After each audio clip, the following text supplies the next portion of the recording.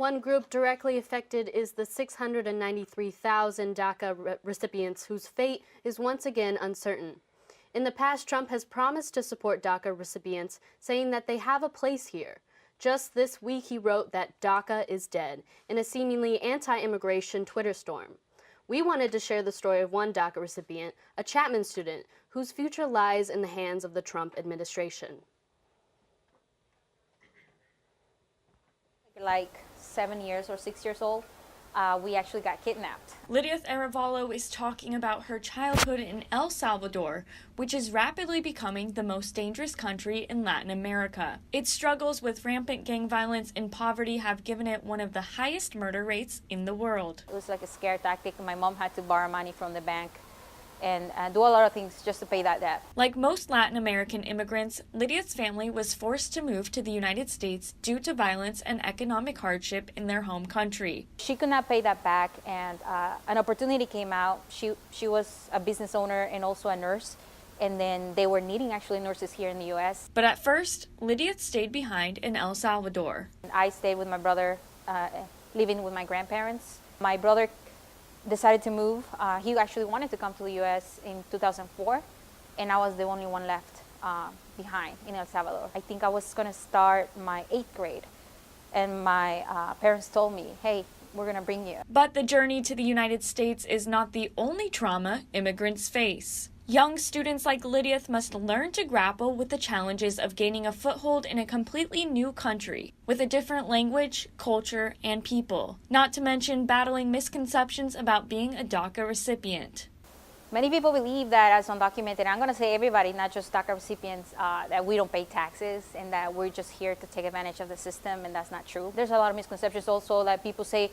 I think like even in these past elections, the presidential elections, people say, hey, you know what, even undocumented people voted. I'm like, no, that's not true. We cannot vote. There's no way we can do that. And also that we are a burden to the, I guess, to the economy. We cannot even benefit from the things that we pay for, like healthcare. As Lydia shares her family photos, she reminisces the feeling of being home, a feeling she no longer has anywhere in the world.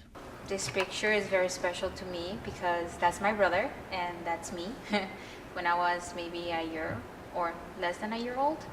And that really illustrates our relationship. He has always been like there to protect me, and I always felt protected around him. So he's really special to me.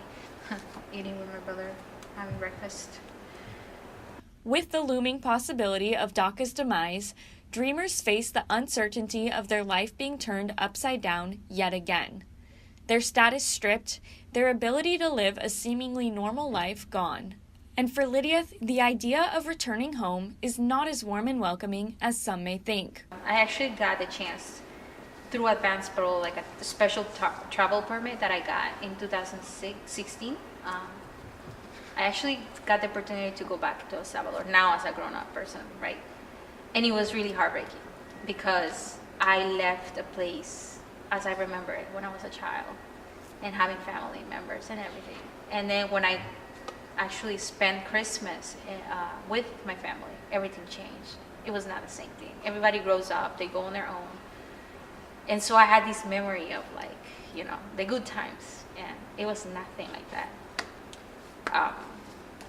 So it was really heartbreaking. And I also felt like different.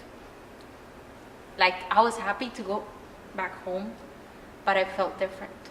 I didn't feel like it was home anymore, and I felt like an outsider in my own country. So that was really heartbreaking because like here, people tell us all the time, you're not from here, you're not from here. So I tell myself, I'm not from here. And when you go back to your own country where you're supposed to feel at home, you don't feel like at home. And so like, where am I from? Where do I belong? Where is my home? It's really heartbreaking. Leaders of the Time's Up campaign have not released any specific plans for this Sunday, but its effects might be impossible to ignore during Hollywood's biggest event. Reporter Caitlin Chan has more. Time's up! The start of this award season also marked the beginning of the Time's Up initiative, created by women in Hollywood as a unified call against sexual misconduct in the industry. Time's Up participation was seen at last month's Golden Globes when Hollywood's biggest stars took to the red carpet wearing black as a symbol of unity and power. This year's Oscar host Jimmy Kimmel says that the issue will likely come up on Sunday, but that his main focus is to entertain. President of Entertainment at ABC, Channing Dungey, supported Kimmel, saying, "We certainly want to honor and respect Time's Up and allow that message to be heard, but we're trying to make it more planned than spur of the moment. It has its moments, and then it doesn't feel like it overshadows the artists and films being honored." Season 3 of Stranger Things may not be rescheduled for release until 2019, but it looks like 11 and the gang are facing a new monster way sooner than expected, a lawsuit. On Tuesday, filmmaker Charlie Kressler filed a lawsuit against the show's creators, Matt and Ross Duffer, claiming the duo ripped off his 2012 short film titled Montauk. I'm tired of chasing you around. You got your kid, let's go. About a young boy who disappears. Friends, family, and police search for answers, and, as the film's logline puts it, are drawn into an extraordinary mystery involving top-secret government experiments, terrifying supernatural forces, and one very strange little girl. Sound familiar? Kressler says he pitched the story to the brothers in 2014 at the Tribeca Film Festival party, hoping to get it turned into a feature film. According to Kessler, he gave the Duffers the script, ideas, story, and film, which they spun into the now Netflix hit series. But besides their overall storyline, how similar are the two really? Well, both were originally going to be set in Montauk, Long Island, before the series changed its setting to Hawkins, Indiana. And both were based on a real-life conspiracy theory about the city of Montauk involving secret paranormal government experiments in the 1970s. As for the Duffer Brothers, their attorney has responded, saying the claim is completely meritless, and that the Duffer Brothers have neither seen Mr. Kessler's short film nor discussed any project with him. The lawsuit came the same day as Universal Studios' announcements that they will be partnering with Netflix to bring the Upside Down to life this fall at Halloween Horror Nights. This week, Marvel Comics icon Stan Lee is at the center of a scandal. On Tuesday, The Hollywood Reporter broke news that Lee was being taken advantage of by his daughter, Joanne Celia Lee, and friend Kia Morgan, since his wife's death last year. The report cited one specific legal document, which is said to have been signed by Lee himself in February. The document stated that his daughter and Morgan have been trying to gain control of his money and property with the help of 3 bad actors with bad intentions. It's been a rough few months for Stan Lee. He's had to deal with pneumonia, millions of dollars going missing, and his blood being stolen as part of a merchandising scheme. But the comic book mogul has since come forward and denied the claims against his daughter and friend, and he isn't happy. If you don't stop these articles and publish retractions, I am going to sue your ass off. Stan Lee's had enough, and he's making sure everyone knows it. After months away from the public eye, Taylor Swift is back, and she's brought a new music video with her. And well, it's something. Take a look. On the east side, where you at? Phone lights at my nightstand in the black. Sunday night at the iHeartRadio Music Awards, Taylor Swift premiered her latest music video for her song Delicate, and it's already facing backlash. The Twitter world was quick to point out that Taylor might have taken a little too much inspiration from a 2016 Kenzo perfume ad directed by Spike Jonze, featuring actress Margaret Qualley. In the ad, Qualley appears to be suffering through what seems to be a stuffy and boring gala of some sort, before breaking into a wild choreography and making silly faces in the middle of an empty lobby. And Delicate's concept is not too far off. The music video starts out with Swift stuck in a crowded Hollywood event before the singer is finally able to pull herself away from the crowd and reveal her true self.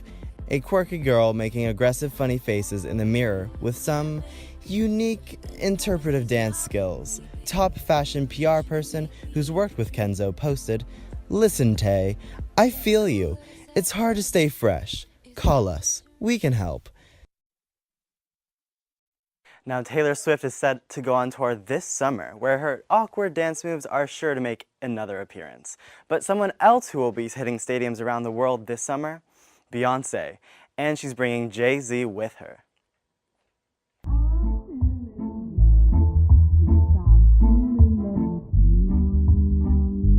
Oh yeah, it's happening. Beyonce and Jay-Z have officially announced dates for their upcoming On the Run 2 tour, starting in June. And the Beehive is kind of freaking out. Oh my God! Okay, it's happening.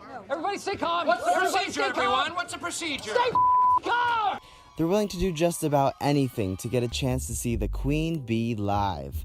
Video teasers of what fans can expect from the duo were posted all over Bey and Jay's social media accounts. The clips may even contain some subliminal messages about their marriage, too. The video flashes through several images of a seemingly happy couple, then a screen with the words, "This is not real life." The message leaves some wondering whether this means there's more relationship drama waiting to surface. In the past, the pair have been open in their music about their marital problems, most notably in Beyonce's Lemonade and Jay-Z's 444. I apologize, often womanized, took for my child to be born, see through a woman's eyes. The tour kicks off June 6th in the UK and will make its last stop in Canada on October 2nd. Tickets for the On the Run Tour 2 go on sale starting Monday, March 19th. And I don't know about you guys, but I'm gonna have to set up a GoFundMe page to be able to afford these tickets. The greatest social media mystery of our time is upon us. Who bit Beyonce? Everyone has a theory, but the Beehive needs answers. And so do I. The president almost definitely colluded with Russia. But there's equally important news out there. From celebs to fans, everyone is joining in on the witch hunt. Who bit Beyonce? This is like the modern day Who Shot JR. Yes. As a pressing issue, it's been plaguing me every single day. The social media world has gone into full investigation mode after actress and comedian Tiffany Haddish revealed the latest in Queen Bee tea. A mystery actress bit Beyonce in the face. No! No!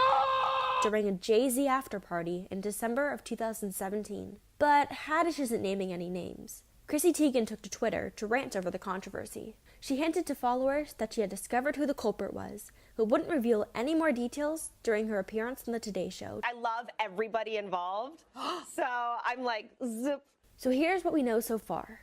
1. The actress was under the influence of alcohol or drugs. 2. Beyonce shut her down after getting a little too handsy with Jay-Z. And 3. She's friends with Chrissy Teigen. But not everyone is on the Bitegate conspiracy train.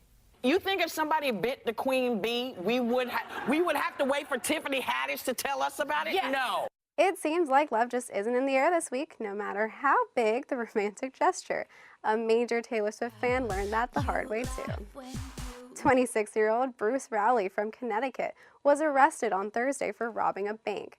After stealing the money, he threw it over Taylor Swift's fence into her vacation home in Rhode Island.